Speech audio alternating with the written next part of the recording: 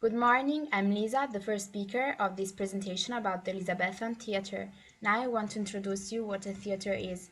A theatre or playhouse is a structure where theatrical works or plays are performed or other performances such as musical concerts may be produced, and serves to define the performance and audience spaces. I want to go on answering this question. Why was Elizabeth's reign such an important period in the development of the theatre? In England, the Elizabethan theatre blows up from its greatest resplendency in the last decades of the 16th century. English people was not new to this form of amusement. They were used to assist the theatrical representations to escape from the daily life. The first Elizabethan playhouse was an open-air theatre built in 1567 called the Thatre. His founder was especially James Burbage, but also his brother-in-law helped him to create the building. They combined their experiences of the inn yards with other forms of entertainment and produced an amphitheatre.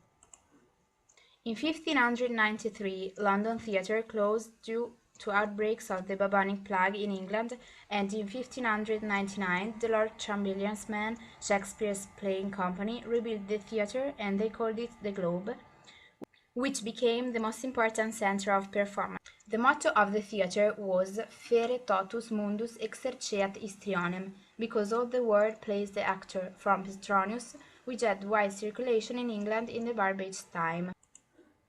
There were three different types of venues for Elizabethan plays: inn-yards, open-air amphitheatres, and playhouses. The inn-yards were the original venues of plays, and many were converted into playhouses.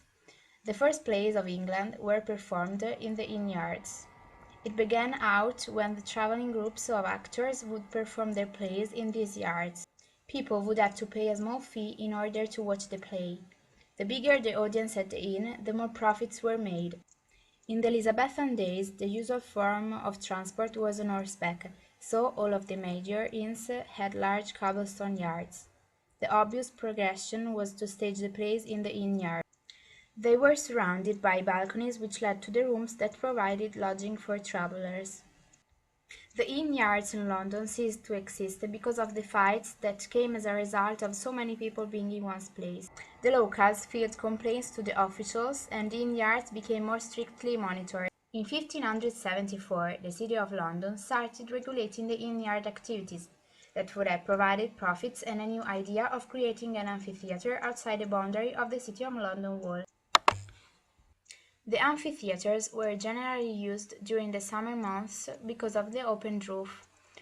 To legitimize the new idea of permanent, a strong resemblance to the Greek theatre and the Roman amphitheatre design was encouraged. This wonderful connection with the classics was providential, as the blood sport arenas, used for beer and bull baiting, were already a feature of Elizabethan entertainment. Moving from this type of entertainment to the Elizabethan theatre was an easy step. Both types of entertainment could be collocated in one amphitheatre, connected the old with the new. It also linked the Elizabethan theatre of the Renaissance period with the much admired classical theatre and literature of the Greeks and Romans. So, the innovative theatrical entrepreneurs of the Elizabethan era, using classical Greek and Roman history, were creating a clever and specific image for their theatres. But the amphitheatres were about profit. Playhouses were used during the winter season and allowed luxury and comfort for courtiers and for the nobility when watching a play. There were two kinds of playhouses: outdoor or public, and indoor or private. Both were open to anyone who could pay, but the private theatres cost more, were smaller, and had a more select audience. Public theatres were larger than private ones and held at least 2,500 people. They gave performances only during daylight hours because they had no artificial lights.